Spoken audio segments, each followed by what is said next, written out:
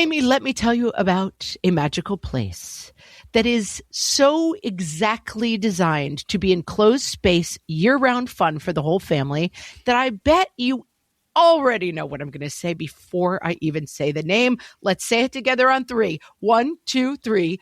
Great Wolf Lodge. You got it, Amy. My kids loved Great Wolf Lodge when we went. You probably already know that it has a huge indoor water park with a wave pool, lazy river, a bunch of massive water slides. But then your pack can hit the other attractions because, wait, there's more. Great Wolf Lodge has adventure-packed attractions like Magi Quest, a live-action game kids can play throughout the lodge, plus the Northern Lights Arcade. Spent some quality time there, so your kid who loves the lazy river and your kid who loves fantasy games will both have a great time. Great Wolf Lodge also offers great dining options and complimentary daily events like nightly dance parties, all under one roof. Unpack the car once and you're settled in to have fun. And with 22 lodges across the country, you're always a short drive away from adventure. We've both had such great times at Great Wolf Lodge, so bring your pack together at a lodge near you. Learn more at greatwolf.com and strengthen the pack. I secretly miss the mute days. What fresh hell? Laughing in the face of motherhood. Who says you know everything? With Margaret Abels and Amy Wilson. I am one decorative basket from having a nice home. A podcast that solves today's parenting dilemmas so you don't have to. This is a Little House on the Prairie podcast now.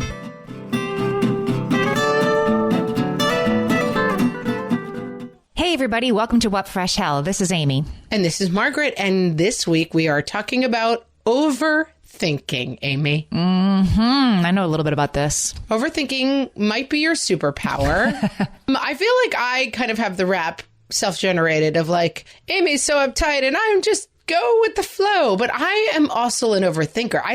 I mean, this is the problem with overthinking because it reads negative, right? Like, oh, overthinking. Look at you, loosen up, you know? Right. But in fact, like your whole job as a mom is to overthink stuff, right? To be like, how are you going to injure, burn, ruin, or disasterify yourself by interacting with that object? Like that's your whole job pretty much, isn't it? I wrote a book on this, the parenting book that I wrote back in 2010, which I can't believe was that long ago, called When Did I Get Like This? Like my whole sort of POV was that there is an industrial complex set up around motherhood that is there to make us feel off balance and insecure. And if you're not overthinking every single thing, then you're not doing the job. And then once they have you successfully overthinking the thing, then they mock you for being an overthinker. It drives me nuts. But I think each of us is an overthinker, and thank God our friends aren't the overthinker about that thing. And so we can kind of help each other out. That's right on, because yes, we overthink things. And this is the thing. I mean, my Aunt Terry, who's been on the podcast, who's kind of a guru of mine in many ways, she says this all the time. Like she says, she looks at her daughter. So Terry's born, I won't say, but in the, let's say the 1930s. She's even older than we are. Yes. And her daughter is born in the 1960s. And she always says, like, I feel like my life was so much easier because I didn't have a range of choices. Mm-hmm. I just went to high school, then I went to college, and I was told, like, meet a man by the end of that or you'll be an old maid, and then get married, and then take care of your family. Like, that was the path. I never questioned my path. I never thought to myself, am I supposed to be happy? Am I supposed to be fulfilled? And then with babies, it was like, I guess I'll just figure it out as I go along. Like, there were no books. There was no nothing. And I do think we are at a very specific point in time where the amount of information available to us is kind of a nightmare. You know, my mom would always tell me about the things that Dr. Narrett, my pediatrician, had said. And I think she took great comfort from them. Like an older guy, like paternalistic medicine, just the stuff we're supposed to push back on now, right? Like who says you know everything? Well, yeah, like when I was born, my mom could go to the pediatrician and this nice older man with white hair would say, she's fine. You just need to give her an extra bottle. And my mother would go home and feel good about that because Dr. Narrett said. And yeah, I do think I yearn for that simplicity sometimes. For sure. except for this flip side of Dr. Narrett, of course, was like your mom would also have like some sort of, not your mom, one would go in and have some sort of advanced uterine disease and would be told you're hysterical. You just need to calm down. Like she did. Yes. My mother did eat half a sandwich for lunch throughout being pregnant with me, lest she gain more than like 18 pounds or some craziness. This is the problem. So like, I'm not yearning for the good old days, guys. Don't mistake me. But I do think that like, in reading the many responses. So we went to our Facebook group, which is at facebook.com/whatfreshhellcast, and asked you all what you overthink about. And of course, we got a myriad of wonderful responses. Cavalcade. But it did strike me reading through them and getting prepped for this episode that like, oh, the problem a little bit is that people are under the illusion that A, because of social media, everyone is doing this better and being more successful than them at it.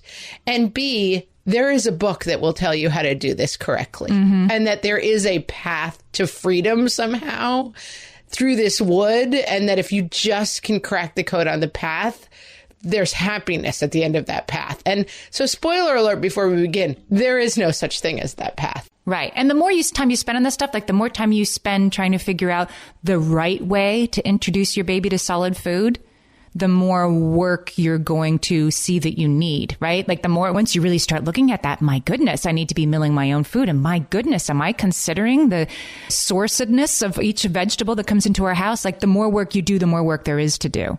That's exactly right. That it's a Pandora's box of worry, basically. That like you never find, you can never check the box that is your kid is a good eater. Because there's always, then like the book comes out and you're like, do you know French people? Their children eat snails, never complain, and are happier all the time and generally better at life. And you're like, wait a minute, I just finished milling my organic food. Now you're telling me I have to raise them like these French people? Like it is a constantly moving goalpost. Yes, there is always somebody new to say the way you're doing it is exactly the wrong way. Yeah. So I feel like, spoiler alert, overthinking is something that everybody does and is fairly useless. I think that's what we're going to kind of head towards in this episode. But let's get there step by step, Amy. Okay. All right. We had a lot of people who were like, okay, I overthought everything. Amanda says pretty much everything.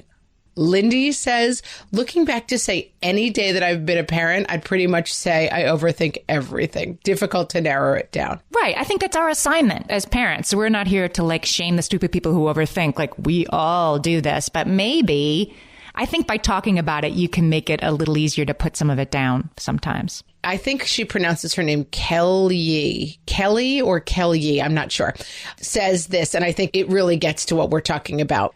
I spent months researching cribs for my first, like WTF. Looking back, I'm realizing that pregnancy, infancy has so many elements that are out of your control that if you're an in control kind of person like me, you tend to overdo it on the research for the minutia that is actually controllable, like a crib or what kind of pacifier you should buy. Yep. And this is the...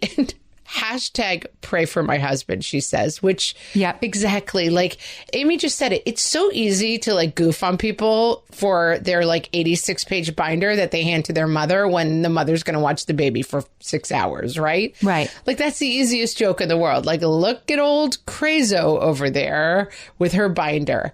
But this is a thing that is a real thing. We understand why this is happening because children are it's literally like you give birth to a piece of yourself that then walks in this incredibly vulnerable, shell-less state outside of your body. Yep. And is in constant danger. And so the illusion of control is overthinking. And I think pregnancy, like this can really lock in because as Kelly was saying, it's just this moment where there's so much that's out of your control and so much you're anticipating with worry. So the thing I overthought when I was still pregnant was breastfeeding. That was the thing that I was sure was going to be a nightmare. I mean, I knew all about mastitis and all the other stuff that could happen before I had a baby. And I was ready. Like, it will be horrible. I am going to go to the underworld here.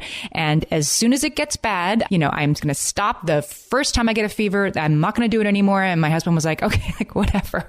And then it was actually fine. It never happened. The husbands you can picture everyone's husband's face while you talk about these things. It's basically my face now when my kids talk to me about Fortnite skins. You're like, uh-huh. Yep. Yeah, that sounds like a thing. Okay. Like, it's just, I couldn't be less interested. And this seems insane to me. I was just so sure it was going to be that I was going to hate it. I really couldn't get past it. And looking back on it now, I just think everybody has a thing, you know, that they worry about, like. And for you, it was fine. Yes, for me, that's right. Like, and none of that worry and research. Well, the research probably helped. That's not fair. But all of that stuff I put in ahead of time, like the first sign of, you know, I'm going to want to get into the symptoms of mastitis. Who wants to hear those in the morning? Not me, please. But you see what I mean? Like, I was ready for all the horrible things. And guess what happened? None of the horrible things. Like, for me, and I'm not saying breastfeeding can't be a rocky road. It totally can. And of course, the first few weeks with each of my kids were pretty rocky, but it went on to be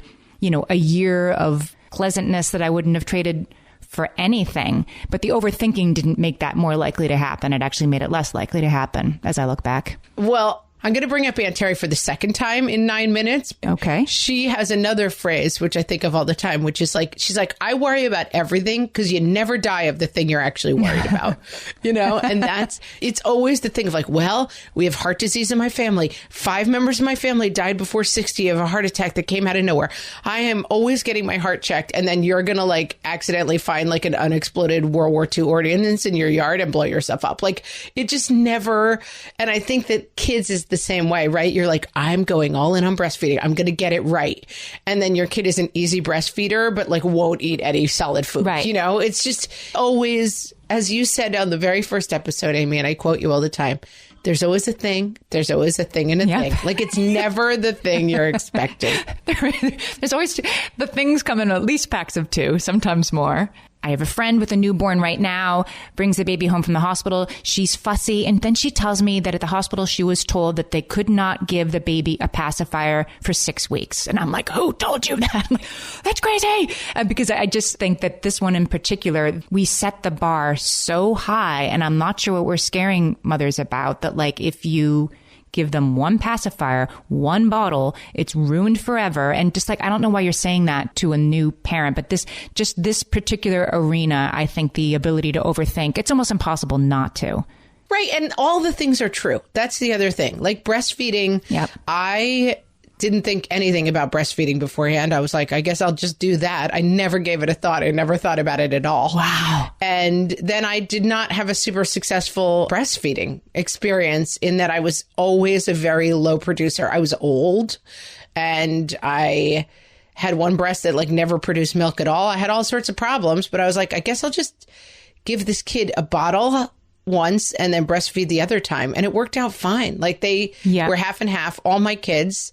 And then I kind of made it to like, I don't know, 6 months with one, a year for one, and 9 months with the other. And they got some breast milk and a whole lot of formula. And it was fine. It's one of those things I didn't worry about. And I got horrible mastitis. Horrible. That's like, I've told this story before because I was like, I'm not feeling well. And my husband was like, you know what would make you feel better? Going on a jog. And I went and ran for 3 miles and then I came home and I was literally dying and I've never let him live it down. With like 2 hot rocks on your chest? I was basically like, jogging home, like that person crossing the marathon finish line, like staggering around. And then the doctor was like, why did you go for a run? You have horrible mastitis and you're quite sick. And I was in bed for like 2 days. And so that's been a fun thing for my husband to live down. I'm like, should I go for a run? Do you think that's good advice? Oh boy. But anyway, I had a bad breastfeeding experience, but I don't know. I didn't stress out about breastfeeding. And yet I am a person who completely stressed out about food. Like I made the homemade baby food. I was like, I have to range of foods. I have to introduce food slowly. I read a book and I got way too into it. And my mom, again, I mean, you could always look at your mom's face and be like, I think I'm on the wrong path here. But she would be like, you're doing what now? And I'm like, Mom, I'm introducing foods one at a time because that's how you do it. And she was like, okay, whatevs. And then, of course, I had 3 kids in 4 years.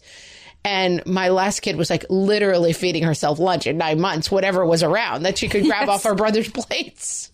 My youngest, I had her at a baby shower, like, you know, in a carrier when she was 5 months old. And I remember I was tearing up like little teeny pieces of like tuna salad and egg salad sandwiches and, you know, and feeding them to her. I'm like, and my first, I had started with just this and just that. I mean, he had reflux, so he had other problems, but I did not.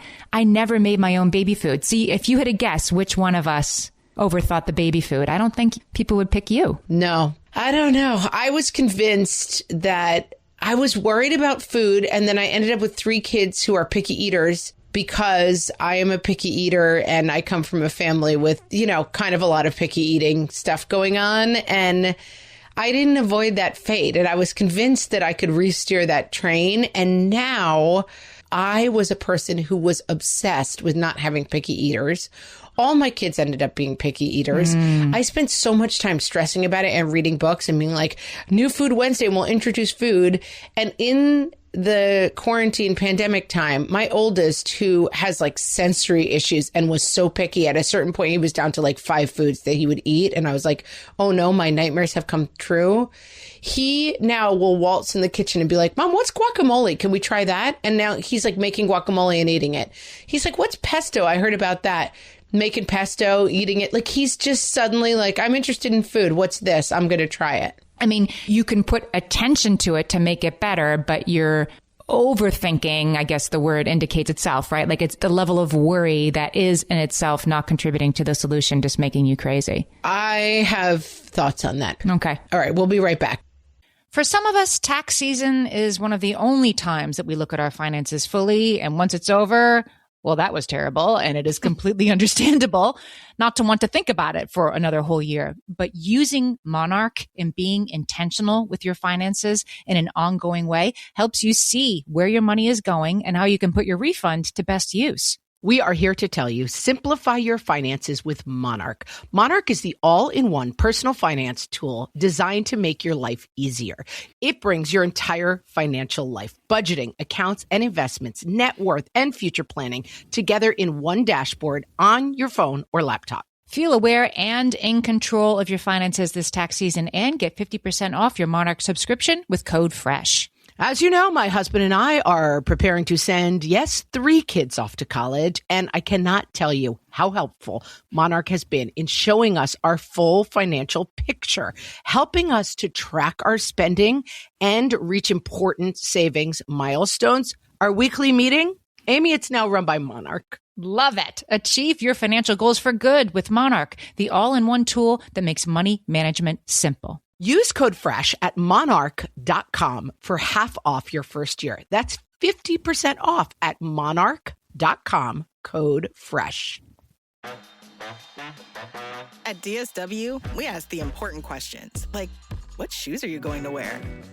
Whether you're prepping for wedding season, festival season, or just planning the ultimate vacay, the right shoes can make or break an RSVP. So own the moment. You've got big plans, and we've got just the shoes. At the perfect price, of course.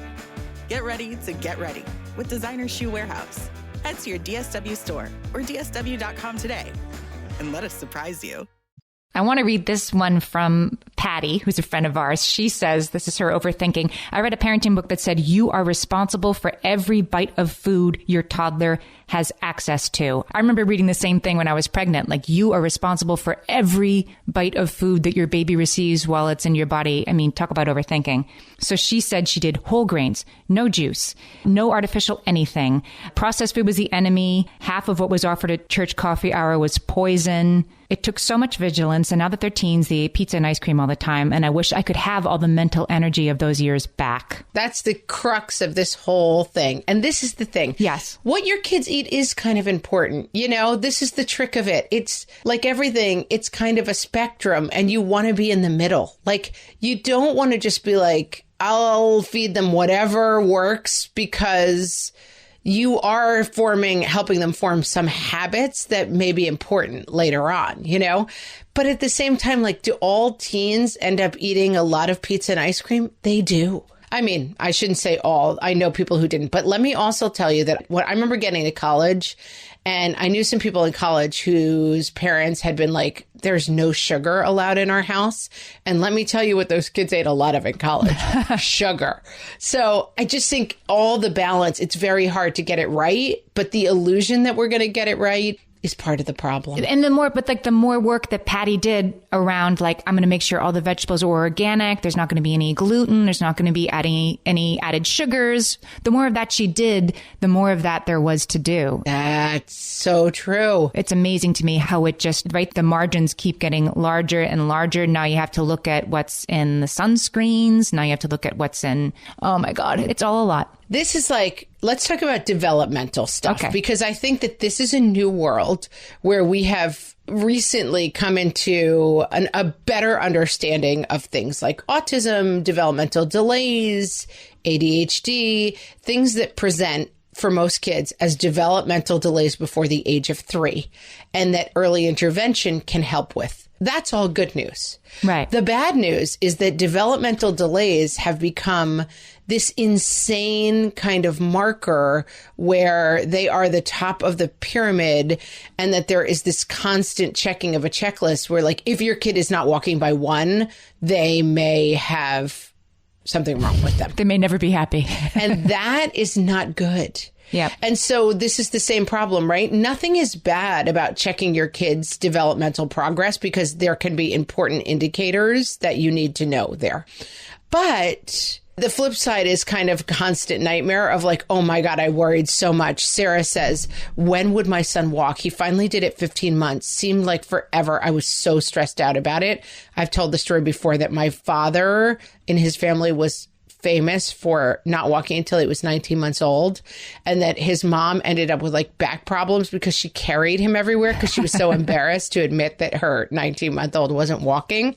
Spoiler alert, my dad's now 85 and it all worked out just fine for him. But listen, I have a kid who had some developmental things going on that were markers for issues that were things that we've had to work on. And so I don't want to give you the advice of like, developmental delays are not interesting. Everyone's way too into it. But I will say that the amount of stress and nightmarishness that I encountered around him missing some developmental stuff, I wish I could go back and undo. Yeah. And I mean, I wonder, like, for Sarah, I understand why this would be stressful, but I wonder, like, do you start worrying about it at 11 months? Like, you know that your kid is supposed to be walking. I mean, I don't even remember when my second two started walking. I remember that my oldest was 13 months to the day that he walked, like, into the next room, the day that he really walked, right? And not just like 1 or 2 Frankenstein steps. But the problem is I had my like eagle eye glasses focused on when was he going to start walking at like 10 months, right? Just to make sure it wasn't going to be late because it needed to be by this. You worry about this stuff before you even need to worry about it, so that by the time they're actually 14 months and still not quite walking, you're in a deep panic because you've been worried for 4 months already. And this is the thing. And I think it goes back to the advice that we give a lot, which is hold it less tightly. That this idea of like, yes, should you have an eye on your kids' developmental progress so that if they need help with some stuff that they're developmentally a little quote unquote behind on, that you're there to give them that support and help? Yes.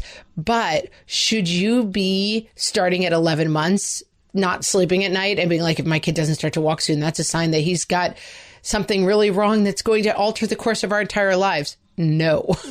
There is a center point there. I think sometimes you can overthink. Like, one of the things I overthought that I've talked about before is sending one of my kids on to kindergarten or keeping him in pre-K for another year. And I mean, I really overthought this. And as I looked back, we did hold back. It was definitely the right answer for this kid. And I think at the time, I knew it was the right answer for the kid, or else I wouldn't have been considering it. You know what I mean? But should I? But what if it's going to be hard? But it was in my mind already that we might need to do it. And I decided to go around on the tumble dryer about it for a year instead of just going with it. It seems all of these decisions seem, as you're making them, like they're the hugest thing in the world.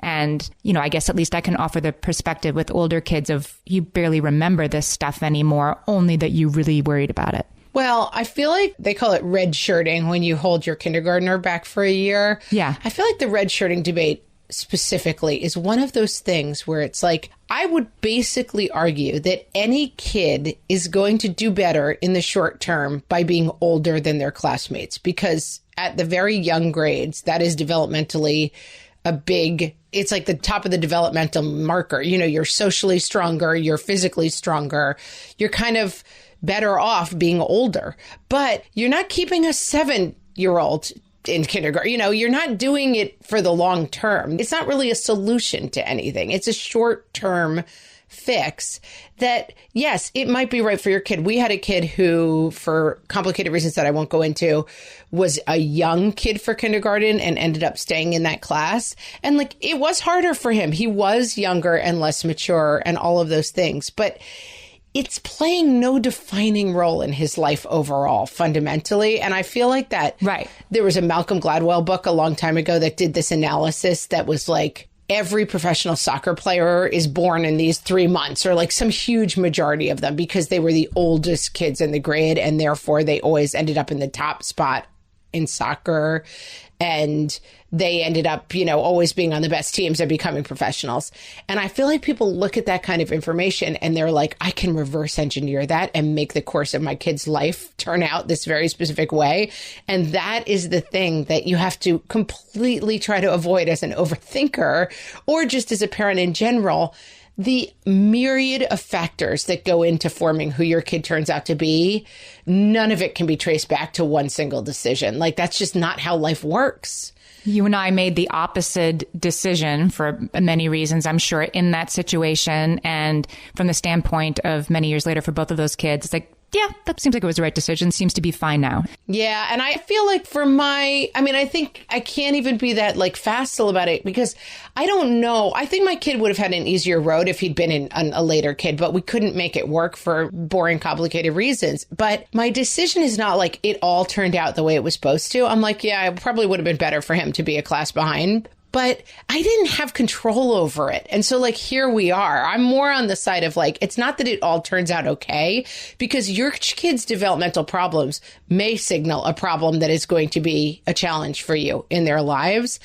But I just want to take out the illusion of control out of it. You know what I mean? Like, I just don't know that you have control over all of these decisions. I just read something recently that blew my mind. So, you know that Robert Frost poem, "Two roads diverged in a yellow wood, and sorry I could not travel both and be one traveler." You know that poem? Yes. I took the one less traveled by. He took the road less traveled by, and that has made all the difference. That was on like a plaque on my grandmother's wall when I was growing up. Like, that's a poem that everybody knows.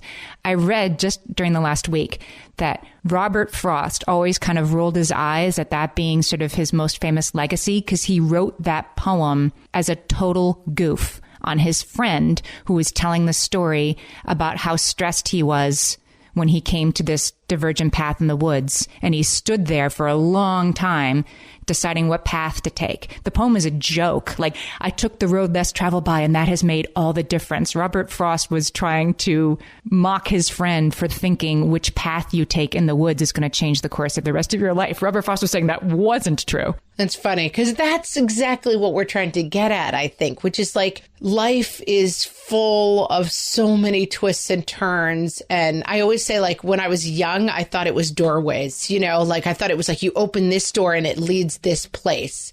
And that I've come to realize as an Oldilocks that it's just pathways that are long and kind of diverge at different points and then separate. And there is no door. There is no like breastfeeding door leads to Ivy League college. Bottle feeding door leads to some other fate. You know, it's just, that is absolutely not the way it turns out to be. I want to read this one that Lauren says, because I think it's pretty funny. She overthought getting her child to want to play with kids their own age. Between ages of 1.5 and 3, my son did not want to engage with same-aged peers. By the way, 2-year-olds like parallel play. That's what they do, right? So she says, I thought about this often, researched, talked to the pediatrician, did early intervention, micromanaged playtime with strangers' children at the local children's museum, all so unnecessary. I mean, this is another developmental thing that can be an autism marker, right? Like kids who don't show interest in other kids. That's right. And it's one of those things that I feel like, first of all, it's impossible to make this happen. You know what I mean? Like, if you have a kid who is not interested in playing with other kids, plopping them down with other kids and being like, look what Jack has, is not going to make a difference. It's not going to actually change the outcome of whether or not your kid turns out to be a kid who has social differences. You know, that it's not going to work. But it is one of these things that, like, we read and it's like, okay, I am in control of this, not, you know, fate or medicine or anything else. And yeah, it's definitely on the overthinking list. Talking is another one. Charissa says, my son didn't say anything until 3. I sought after all tests. What's wrong with this child? Once he began talking in complete sentences, by 4, you would never known he was only talking for a year. He's now 6 and doesn't ever stop. I secretly miss the mute days. And this is, I think, the fast soul thing that ends up happening with this is like, listen, my kid didn't talk till 3 and it was fine. It all worked out. At 4, he talks fine. There's another path to this, which is like, your kid isn't talking about at 3. Sure. And he never develops meaningful language. And that's an issue that you have to work with for the rest of your life. And that may bring many blessings and paths that you would have never been on in your life. But like, the fundamental thing is that a kid who's not talking at 3, you just have to wait and see if they're talking at 4, you know? I've been watching a lot of Little House on the Prairie. You guys know this. This is a Little House on the Prairie podcast now. Well, you know what, Amy? I was going to abandon you and start a Little House on the Prairie podcast. Like episode by episode? Guess what? There already is an episode by episode Little House on the Prairie. Oh, of course there is. Of course there is. So we're safe for now. We're going to keep doing this podcast. But in a recent episode, which I'm sure many people remember if they're as into the show as I was, Laura, the child, is bitten by what they think is a rabid raccoon. And they take her to Doc Baker, and Doc Baker's like, did the dog also get bitten? Yes, the dog also got bitten. He's like, great. If the dog turns rabid within 8 days, you'll know that Laura is going to get rabies and die, because a child gets rabies after 4 weeks or something. So you just got to watch the dog and see if it turns rabid. And then you'll know that Laura's a goner. Like, that's the whole plot of the episode. My daughter was looking at me like, why are we watching this? I was like, because it's awesome. But it kind of made me think of like this episode of like, a lot of life is us trying to be like, we're going to figure this out. But really, you're just watching to see if the dog gets rabies. Like, that's all you can do. Some of us are just more wired. Like, I have a friend whose 2-year-old was stung by a bee. And her, well-meaning spouse said to her, well, what do you think we should do? And my friend said that she explained to me that she said to him, well, we're going to see if he develops, an anaphylactic reaction, and either he'll die or we'll get him to the ER in time or he'll be fine. And it occurred to me in this moment. She was telling me the story thinking that anybody's head would go there. And I was like, wow, my head would not go there if my kid was stung by a bee, that they might die, but hers did. And I do think that there are some among us who are more prone to this stuff, to be preyed on by people who think you need to overthink everything. And so I think it's even harder for those people to navigate, this is worth worrying about and this is not. By the way, her kid did not have an allergic reaction. That was like, wow, that was not something that I would have worried about. Yeah, where your brain goes. All right, we'll be right back. My favorite skincare products actually feel more like self-care, like they're so nice to put on and they smell so good that I'm actually happy when I get to that part of my day. And I swear that is how I feel about Osea's anti-aging body balm. Amy, you are usually the lotions and potions queen on this podcast, but I have to say, hard agree. Osea's anti-aging body balm is a liquid silk body balm that combines the lasting hydration of a lotion with the firming power of a serum, leaving skin smoother and firmer. This body balm is clinically tested and designed to deliver visible results you can see and feel. So we've gotten to use this product for a couple of months now, and I swear I have really noticed firmer and smoother skin, like on the back of my hands. It's like getting a mini spa treatment from head to toe. Get a spring-worthy glow with clean, clinically tested skincare from Osea. And right now, we have a special discount just for our listeners. Get 10% off your first order site-wide with code FRESH at OseaMalibu.com. That's 10% off your first order with code FRESH at OSEAMalibu.com. All my kids learned to swim when they were little. It was super important to me that they be confident and safe in the water. There was only one problem with that. taking them to swim lessons. I mean, the pools were freezing. There were always cranky adults doing laps right there. And it was definitely not, for any of us, what you would call fun. Amy, heard. But now there's Goldfish Swim School. Goldfish takes a really thoughtful approach to swim lessons, combining research-based teaching with a warm, kid-friendly environment that actually helps kids thrive in the water. Every detail at Goldfish is thoughtfully designed to create a golden experience, from shiver-free, warm indoor pools to comfy waiting areas for parents to professionally trained lifeguards on deck. Goldfish uses an approach called the science of swim play, which combines guided play with proven teaching techniques to help kids learn to swim, build water safety skills, and gain confidence, all at their own pace. Lessons are designed to meet kids exactly where they're at. If you've been thinking about swim lessons or just wondering where to start, this is a great opportunity. Right now, Goldfish Swim School is offering a waived membership plus your child's first lesson free at participating locations. Just visit goldfishswimschool.com/free to find a location near you and enroll using promo code FREE. That's goldfishswimschool.com/free, promo code FREE. And now, the way you thought things would go versus how they turned out. From the What Fresh Hell podcast. The way you thought things would go. During quarantine, I thought it would be fun for us to explore some classics of literature as a family, starting with Black Beauty. How it turned out. It's not a stupid horse book. It's a classic of literature. You know what? Never mind. Go back to the genius that is Captain Farts-a-Lot and the Terror of Toilet Man. The way you thought things would go. Sweetie, I think we should take this time together to really focus on reconnecting as a couple. How it turned out. I swear, if you don't stop clomping around the house while I'm watching Selling Sunset, I will chop off your feet. The way you thought things would go. I think I'll blow out my hair and put some makeup on before going to the store today. I'm tired of looking like a slob. How it turned out. No, I don't want the senior discount. How old do you think I am? Stop calling me ma'am. The way you thought things would go. I'm going to stop looking at my phone at night and commit to better sleep health. How it turned out. Oh God, it's 1:45 a.m. I really need to go to bed. Just as soon as I take this quiz about which Buffy the Vampire Slayer character I would have been BFFs with. This has been The Way You Thought Things Would Go versus The Way They Turned Out. From the What Fresh Hell podcast. Okay, let's lead in with Nicola, who says, making charts to work out. This was what she overthought. Making charts to work out where there would be 5 minutes to get something done while looking after my first baby. Seems hilarious now. If only I could go back and tell myself, you won't solve this one. The answer is childcare. Yeah. I am one chart away from making this happen. I always say, like, I am one decorative basket from having a nice home. Like, I can't stop buying decorative baskets because I just so firmly believe in the myth that, like, I can have a clean and organized Pottery Barn catalog home with enough decorative baskets. Spoiler alert, my house is a mess because we're messy people. You know, there is no magic basket that's going to fix what's wrong with us. Well, I'm still a little bit party to this, but I think what you're caught in this moment, you can't embrace the season of what you're in because it feels like this is my life now. This is how it is now.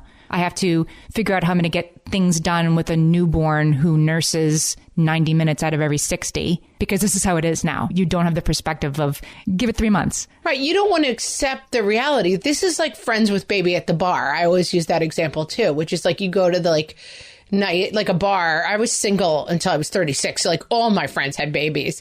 And there was just a certain segment of my friends who would show up at like the hot place where we went for dinner, like in like heels and low cut tops and like woo woo, we're out in LA being fancy, and they would have their baby and I would be like, it's over, hon. I'm sorry, but like bringing the baby does not make this the same experience, like right. They just had to take that 6 months to be like, oh, it's not fun to go hang out at like the hot sushi place and like look at cute boys when you have a baby in an infant carrier with you. It's just, you have to realize that like this isn't happening. Well, yeah, you need to relax and be like, and it will happen again in X months or years or whatever. Like just chill and be where you are. But it's hard to do that when the world is telling you not to. But it's hard because you don't really want to be where you are. And no one's allowed to admit that they don't really want to be where they are, you know? Yep. You don't really want to be like watching Roseanne reruns in like a stained t-shirt, breastfeeding a baby while your friends are at the bar. You want to be like, I'm still that person. I can still make it happen. And I think so much of what we're learning about overthinking in this episode is that it's really about that denial thing. It's like humans just are not good at facing truths. And so there is this like magical thinking of like, if I just move this money from this account to this account, I can cover this thing. And it's like, right, that doesn't mean you have any more money. There's still not enough money. But like your instinct is rarely to say, I don't have enough money. Your instinct is always to like give yourself some magical world in which, look at, if I move the money this way, it'll work. I mean, anybody, right? I don't mean I mean our human condition. Allison has one that this was totally me about her second child. She says, my first child was just under 3 when my second child was born, and I was obsessed with how she would take it. I read everything, spent hundreds on a 3-year-old birthday party.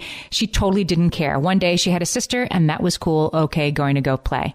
It wasn't quite that smooth for me, but I wasn't even worried about how my kid could take it. I think I was worried about how am I ever going to be able to take care of 2 children, and how will I make it okay for my older child not getting like what happens as soon as they're born, right? That you have like, it's like chocolate ice cream and a birthday present. They're like 2 wonderful things. And it's fine. I did overthink this one a lot. I think that's the whole thing, is like looking at the hard truths of like, it isn't going to be the same for your kid. Now there's 2, you know, it's just fundamentally that kid's life is never going to be the same. They had 2 parents who spent all their time on them, and now they're going to start sharing it. Like, and so we're like, we're going to bring you a teddy bear and make it okay. Or we're going to do this and we're going to do that, because the central truth is something that's bothering you. And I think if you really look at that central truth, it's not that scary. Like, oh, it's probably even better for her that kids aren't, you know, that the parents aren't staring at her all the time. But this is, to me, bringing the siblings a gift on the other sibling's birthday so they don't feel bad. I'm always like kind of mystified by that. Like, guys, life is harder than this. Like, you're not really setting your kid up for success by being like, you're never going to have a day where someone gets something that you don't. That's just a bad life lesson right there. I want to read this one from Teresa, because this is definitely one I didn't even know one could worry about. She says, I spent hours researching left-handed scissors for my kid. Hours. Did she need them? Are they worth it? What's the difference? See, I think it's the left-handed scissors. I think that is the, like, somebody made left-handed scissors, which is not a thing that the toddler needs, and then convinced you that you needed to make sure your left-handed child had the right kind. I have to ask my sister. She's a left-handed adult. Did she suffer for the lack of left-handed scissors as a child? I think, again, I'm just harping on my theme, but I'm really feeling it because it's occurring to me. I think one of the things about overthinking, and this is something, I had a kid who was terrified. Does everyone remember Momo? There was like do you know Momo, Amy? Was that a thing everywhere? Yeah. The Momo's going to like come show up on your YouTube video and scare your kid or whatever. Yeah. It was like this really scary puppet, a really scary puppet face. And that someone had told my kid that like it pops out when you watch YouTube videos, and he got obsessed with it and like so scared of Momo. Obsessed with not seeing Momo. Right. I haven't seen Momo, but what if I do? So scared of Momo that like I'm going to see Momo. He like had seen the face one time. He's like, it's the scariest face I ever saw. And it became this huge problem. And then finally I was like, you know what we're going to do? We're going to go to the internet. We're going to look at a picture of Momo and realize that it's not as scary as you think. And he was like, I can't do it. I can't do it. And I was like, I think it's really going to help you. And we pulled up a picture of Momo, and I was like, when you're ready, open your eyes. And he like stared at it. And he was like, ah. And I was like, but look at it. It's a puppet. It's not as scary as you think, you know? And all this to say that this is advice I give my kids all the time. When you're scared of something, think about it more. You get more scared of it the more you try to hold it away from yourself. And I think left-handed scissors is basically like, I'm afraid that my kid is going to have trouble in school. I'm afraid that my kid is going to be different than other kids. I'm afraid that it's all of these worries that coalesce in left-handed scissors, right? Right. And Danielle has one that I love that is so sweet. Prior to kindergarten, I was freaking out about lunch. When eating a sandwich, what was he going to put it down on between bites? Do I have to send him with a paper plate or placemats? I was obsessed. And she says like 3 times, please don't judge me. We're not judging you, Danielle. We love you.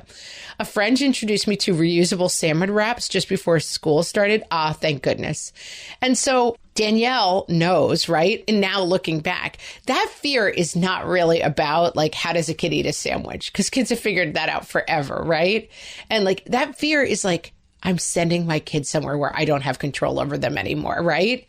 Like, I feel this all the time. My kids are getting to an age now where they do stuff by themselves. And I'm like, do I have to tell them chew carrots really carefully? Like, it's like everything. It's that fear and that overthinking. It's just the whole sensation of like, I'm afraid to look at the thing, which is like my kid will be out of my control for 6 hours a day. And the thing that you don't think of. So this makes me think of when my oldest was applying to nursery school in New York City, which is a whole thing. Oceans of ink have been, it's crazy. But you apply to nursery school. That whole phrase is very New York City. People are like, what does this mean, applying to nursery school? Yeah, no, you have a play date and they show up in like their nicest clothes and like they better behave. Like my kid like threw a truck at one of them and we did not get into that nursery school.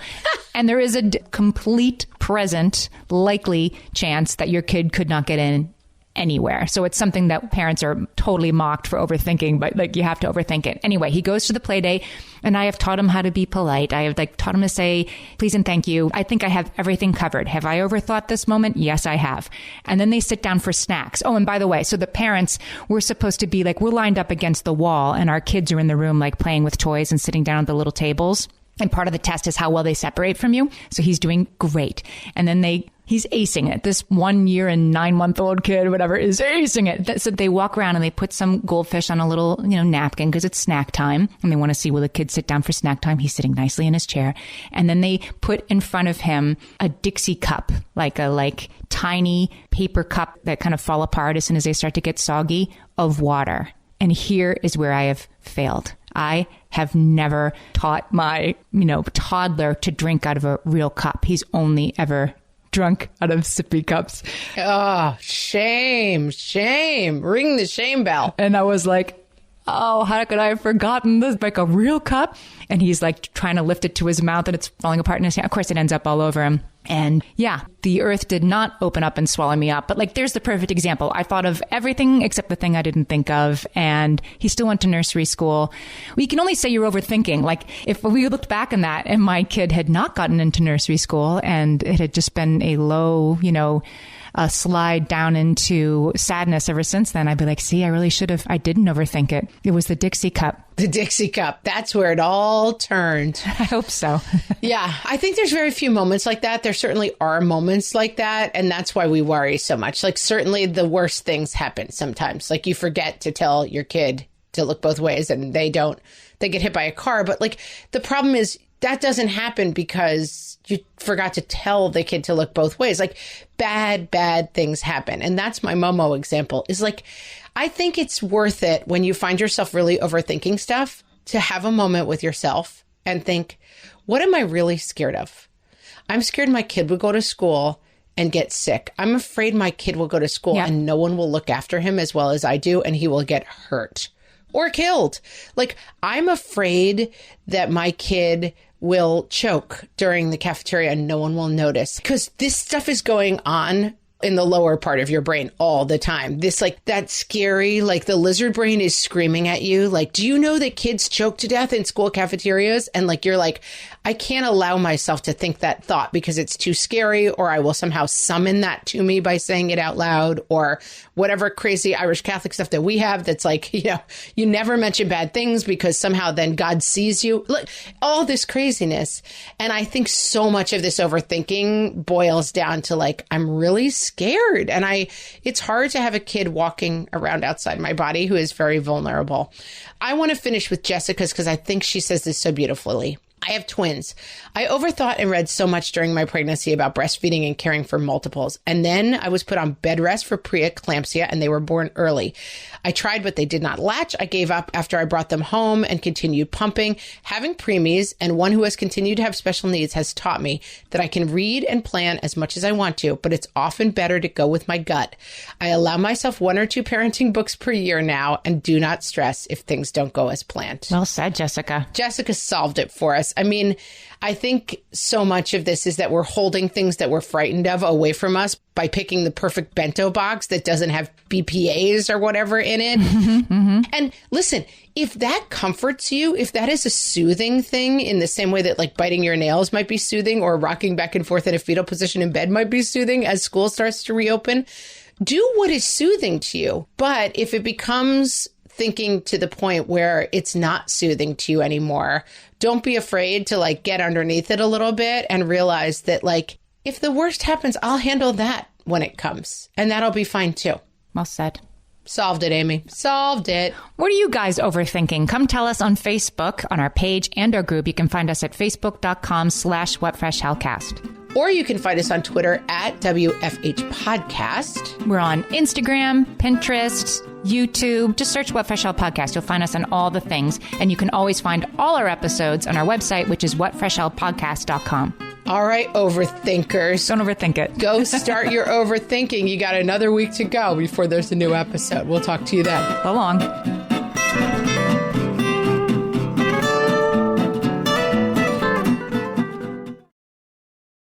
This is a Monday.com ad. The same Monday.com helping people worldwide getting work done faster and better.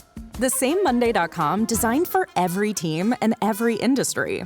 The same Monday.com with built-in AI, scaling your work from day one. The same Monday.com that your team will actually love using. The same Monday.com with an easy and intuitive setup. Go to Monday.com and try it for free. Yes, the same Monday.com.